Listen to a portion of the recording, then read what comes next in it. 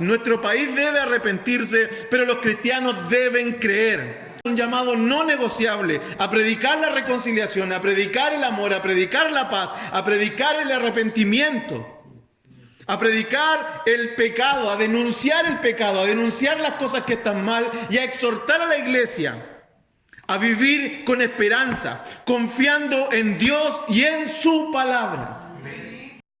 Josué capítulo 5 del versículo 13 en adelante. ¿Lo ha encontrado usted? Amén. Amén. Entonces damos lectura a esta palabra y lo hacemos en el nombre de nuestro Señor Jesucristo. Amén. Estando Josué cerca de Jericó, alzó sus ojos y vio a un varón que estaba delante de él, el cual tenía una espada desenvainada en su mano. Y Josué, yendo hacia él, le dijo: ¿eres de los nuestros o de nuestros enemigos? Él respondió: no, mas como príncipe del ejército de Jehová he venido ahora. Entonces Josué, postrándose sobre su rostro en tierra, le adoró y le dijo: ¿qué dice mi señor a su siervo? Y el príncipe de los ejércitos de Jehová respondió a Josué: quita el calzado de tus pies, porque el lugar donde estás es santo. Y Josué así lo hizo. Que el Señor nos bendiga. Espero en el Señor que esta tarde me conceda de su gracia para que podamos compartir algunos minutos de su palabra en medio de este tiempo tan tenso, tan violento que estamos teniendo y en medio de un tiempo donde probablemente muchas de las cosas en nuestra mente están en distintas direcciones. Bueno, gracias, Señor. Pero hemos querido que esta tarde, a pesar de que estamos viendo mucha información, a pesar de que estamos viendo cosas que son evidentemente reales, creo que era necesario que la iglesia esta tarde estuviera reunida para orar, pero también para escuchar la voz de Dios. Amén.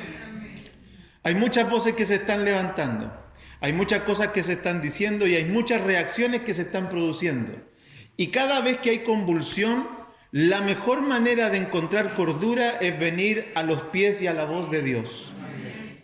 Y por eso es que esta tarde hemos decidido hacer un servicio, aunque un poco más reducido, y vamos a tener unos minutos de la reflexión de la palabra y luego vamos a orar y luego nos vamos a ir a nuestros hogares antes de que empiece, ¿no es cierto?, lo que la autoridad ha ordenado como el toque de queda para que las familias estén tranquilas en su casa.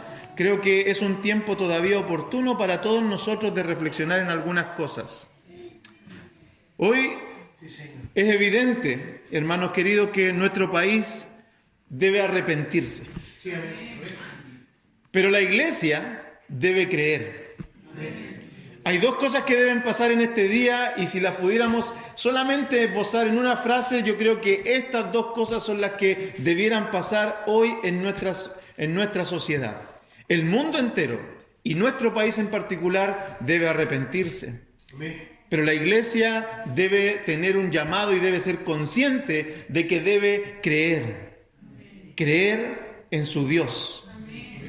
La palabra del Señor que hemos leído nos muestra una imagen, una situación de tensión, de guerra, una situación de persecución, donde vemos a un hombre involucrado, a un general, vemos a una persona que está liderando un pueblo, vemos a alguien que está combatiendo, llevando una causa para su pueblo, y este hombre de repente se encuentra con alguien que se supone que debiera estar de su lado.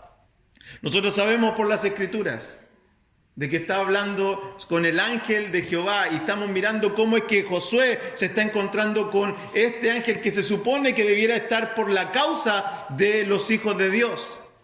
Pero quiero ir rápido, no quiero hacer mucho preámbulo, quiero ir directo al hueso, directo a la médula de esta enseñanza y quiero que usted y yo veamos cómo es que Dios responde ante las necesidades de nosotros los hijos de Dios en situaciones de tensión. Josué va, se encuentra con este ángel, la respuesta corta que este ángel le da a Josué no es precisamente lo que esperaba, pero finalmente termina siendo la solución a los problemas del pueblo. Josué viene donde este hombre en medio de la batalla, en medio del fragor, de una situación de tensión y le pregunta: hey, ¿de parte de quién estás tú? ¿De ellos o de nosotros? ¿Estás con nosotros o con nuestros enemigos? Y el ángel tiene que responder secamente, no. No me contestaste, ángel. Te pregunté de parte de quién estás, de ellos o de nosotros. Y el ángel le contesta simplemente no. Yo no he venido ni por ellos ni por los otros, yo he venido en nombre de Jehová de los ejércitos. Amén. Diciéndole a Josué, dándole a entender, Josué, no se trata de si yo estoy contigo, se trata de si tú estás conmigo. Mostrándole de esta manera a personas en situación de necesidad y de extrema presión que la respuesta de los hombres no está donde los hombres quieren que Dios esté, sino que está donde Dios quiere que estén los hombres.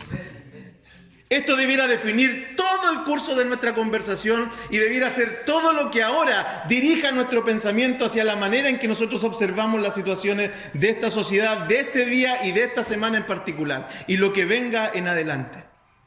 Nosotros estamos viendo, hermanos amados, y yo les acabo de decir que entonces debiéramos considerar solamente dos cosas. Nuestro país debe arrepentirse, pero los cristianos deben creer. Como pastor, como ministro del Evangelio, tengo un llamado. Y sabe, hermano amado, es un llamado no negociable a predicar la reconciliación, a predicar el amor, a predicar la paz, a predicar el arrepentimiento. A predicar el pecado, a denunciar el pecado, a denunciar las cosas que están mal y a exhortar a la iglesia a vivir con esperanza, confiando en Dios y en su palabra. Tengo un llamado y no es negociable.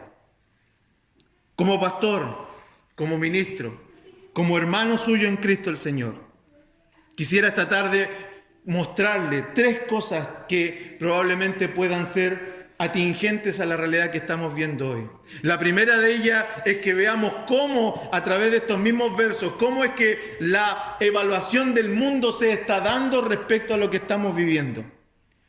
También quisiera mostrarles cómo ha sido la respuesta a estas situaciones, no solamente en el Antiguo Testamento, sino cómo fue la respuesta de los cristianos en el ayer, en ese tiempo, en el Nuevo Testamento. Para finalizar con la manera en que ahora nosotros los cristianos del hoy debiéramos responder también a esta situación. Y quisiera entonces partir con la evaluación que el mundo está haciendo de estas situaciones. Todos ustedes han visto noticias, todos nosotros hemos visto cómo las redes sociales comentan y cómo la comunicación, los canales de comunicación y todo el mundo está mostrando información y opiniones y comentarios. Pero simplemente haré alusión a dos cosas porque yo creo que usted ya está informado, la convulsión social es evidente, no tengo que explicar lo que ya está visible para nuestros ojos. Sin embargo, voy a puntualizar, como dije, en dos cosas. Le pido que me dé un poco de tiempo porque voy a leer dos cosas que creo que son relevantes para que entendamos cómo esta sociedad está viendo este asunto. El primero es una declaración pública, es un comunicado. Es un comunicado que dice así: como bancada del Partido Comunista, respaldamos las llamadas evasiones masivas, convocadas y desarrolladas por estudiantes y ciudadanos ante el alza de la tarifa del metro en Santiago. Son acciones legítimas de desobediencia civil, una expresión de reclamo acumulado ante el aumento continuo del precio de los servicios básicos, que está encareciendo el costo de la vida, especialmente de los sectores más vulnerables. Lamentamos que el presidente Sebastián Piñera y sus ministros tengan como única respuesta la represión hacia las movilizaciones y la burla de sus demandas sociales, tal como lo hiciera el ministro de Economía, Juan Andrés Fontaine, en declaraciones que evidencian el nulo vínculo con la realidad social que viven los chilenos y chilenas. Rechazamos la criminalización y el uso de violencia por parte de carabineros hacia los trabajadores y estudiantes que usan transporte público. Así también rechazamos la idea de invocar la ley de seguridad del Estado. Tratar de delincuentes a estudiantes y trabajadores cansados por el alza es una provocación inaceptable que amenaza el ejercicio del derecho de reunión y libertad de expresión. Lamentamos que el gobierno y sus partidos promuevan abiertamente la defensa de los intereses de los más ricos, bajando los impuestos a través de sus reformas, pero que promueva el encarecimiento de la vida del pueblo. Ante esto, el único camino posible es responder a la demanda ciudadana y revocar el aumento de la tarifa del metro que castiga a millones de personas. Bancada de diputados y diputadas del Partido Comunista. La segunda cosa que quisiera compartirles es una columna de un extracto de una columna de un destacado periodista. Él se llama Daniel Matamala, es periodista del diario La Tercera, pero también ha estado en distintos canales de televisión y usted lo ha visto, lo conocemos todos. Daniel Matamala, en un extracto de su columna de La Tercera, hoy dice lo siguiente: ¿por qué ocurrió hoy, en octubre del 2019? Las planillas Excel otra vez quedan sin respuesta. Ni el costo del transporte, ni la inflación, ni el desempleo, ni los sueldos reales son peores que hace 2 o 3 años. Lo que ha desaparecido es el horizonte. Si Bachelet 1 y Piñera 1 fueran símbolos de cambio, la igualdad de género, la alternancia del poder, Bachelet 2 y Piñera 2 agotaron el stock de la esperanza. La enterrada retroexcavadora y sepultado en los tiempos mejores, hace tiempo se incuba el ruido sordo de la falta de proyecto en el país, de un camino al desarrollo, de una meta compartida que es de sentido común a todos los ciudadanos. Si el país no prospera, el pueblo se vuelve indócil. Y la imagen final llegó con la fotografía del presidente Piñera, del presidente de la República, cenando en un restaurante en Vitacura, en Santiago, cuando Santiago literalmente estaba en llamas. Que la pizzería se llamara Romaria confirió al asunto un aire a lo Nerón. A medianoche el fracaso de la policía les entregó en manos a los militares. Vaya déjà vu. De hecho, el único vocero competente en la noche de furia fue el general Iturriaga.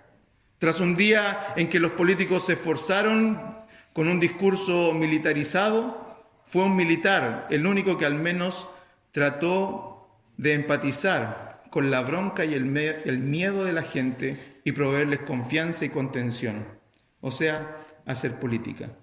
Volviendo a Andrés Bello, cuando el país no prospera, cuando los horizontes en común se diluyen, cuando la clase dirigente se jacta de impunidad, cuando el pacto social se rompe desde arriba, tal vez el pueblo deja de ser dócil.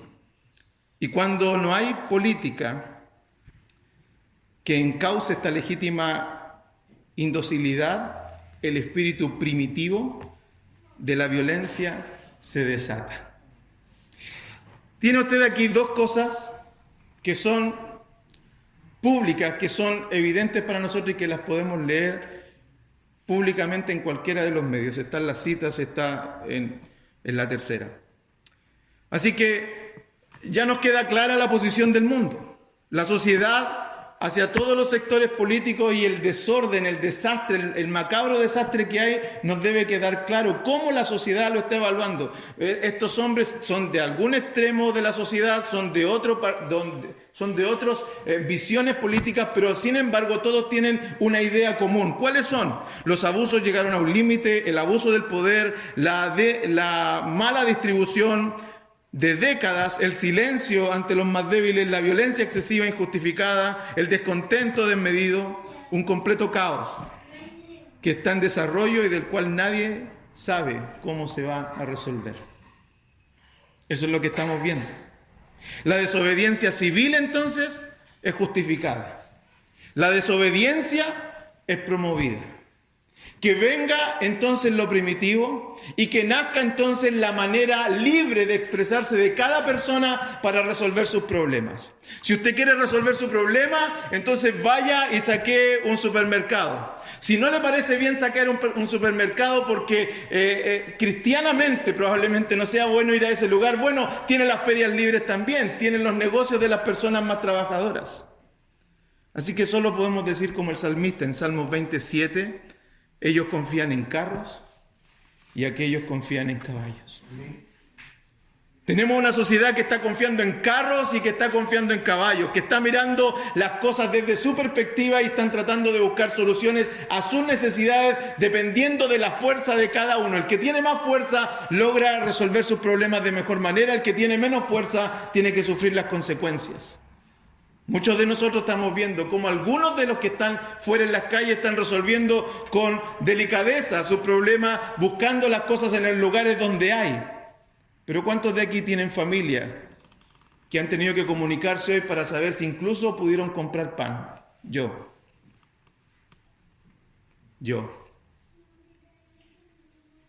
La pregunta entonces no es para el mundo, sino que la pregunta, hermanos amados, es para nosotros. ¿De qué lado estamos?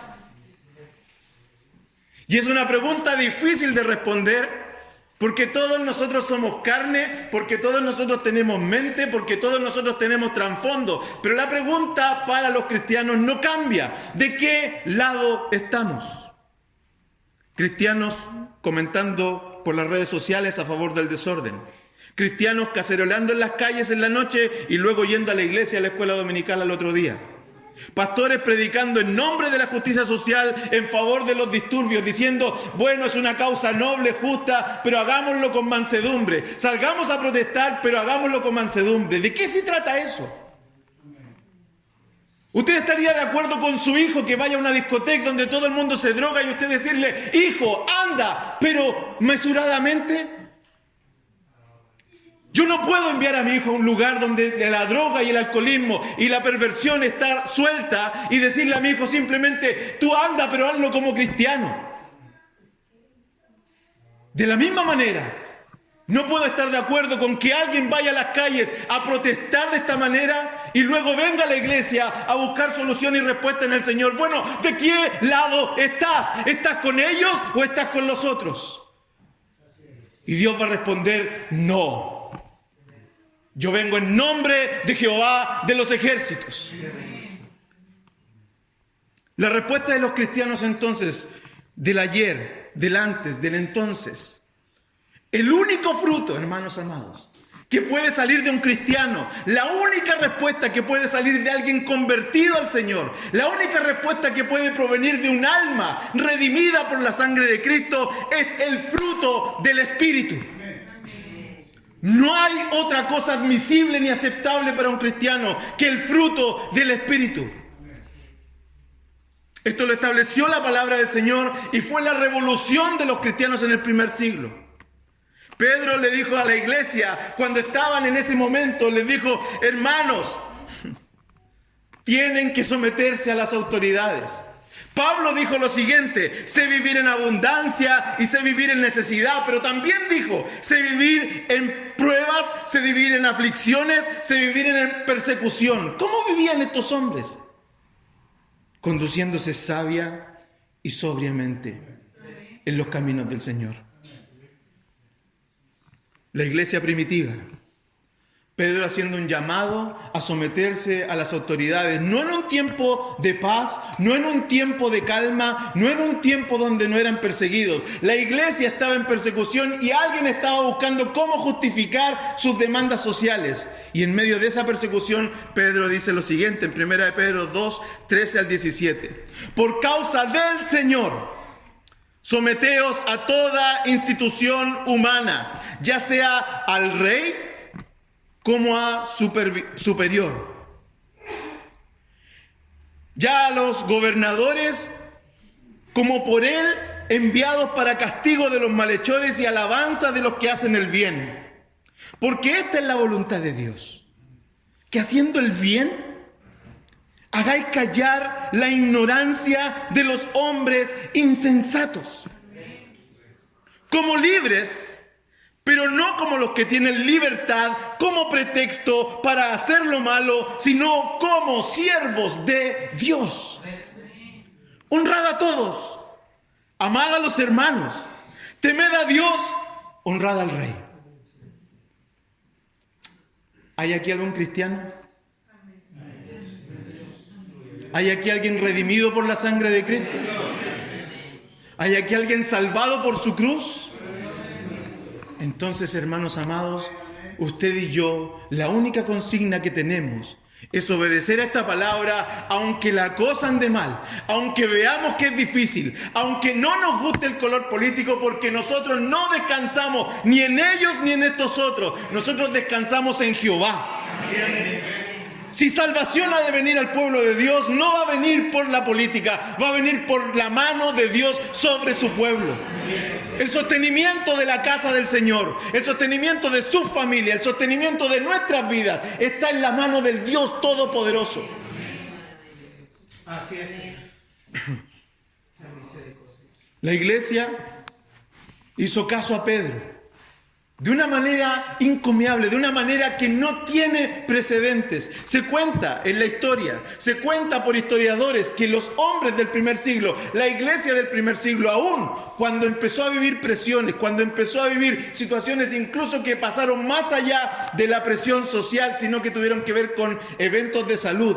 Se habla de epidemias en el primer siglo, en Roma. Se habla de epidemias cuando las personas empezaron a morir, y se habla de catástrofes donde el 60% de la población moría. Los únicos que se quedaron en Roma,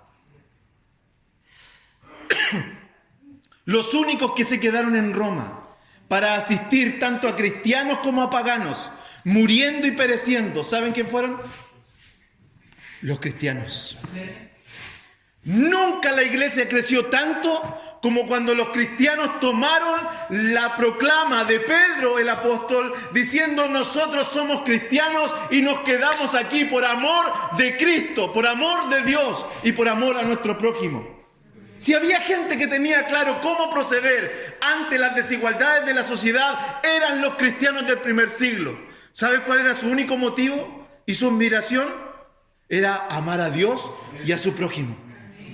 La cruz está hecha perfectamente, hacia arriba y hacia los lados. La cruz está hecha en el pueblo cristiano. Los cristianos vivían con diligencia, incluso haciendo que estas personas paganos que los miraban: ¿pero por qué me estás sanando si hace 3 semanas los estábamos persiguiendo? Es que soy hijo de Dios. Es que lo hago por amor a Dios. ¿Pero por qué lo estás haciendo? ¿Te convertiste a nosotros los romanos? No, yo no soy romano, soy hijo de Dios. Y sanaron, ayudaron y permanecieron, aun cuando la sociedad estaba convulsionada. Así que esto me lleva rápidamente al tercer punto. ¿Cómo hemos de reaccionar los cristianos de este siglo? ¿Cómo han de reaccionar los cristianos de esta época? ¿Cómo han de reaccionar los cristianos de este país, de esta región, de esta comuna y de esta iglesia?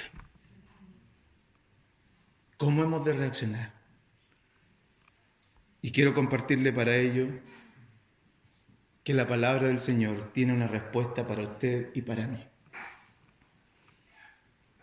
Salmo 11 dice lo siguiente: en Jehová he confiado. Qué hermosa afirmación. En Jehová he confiado.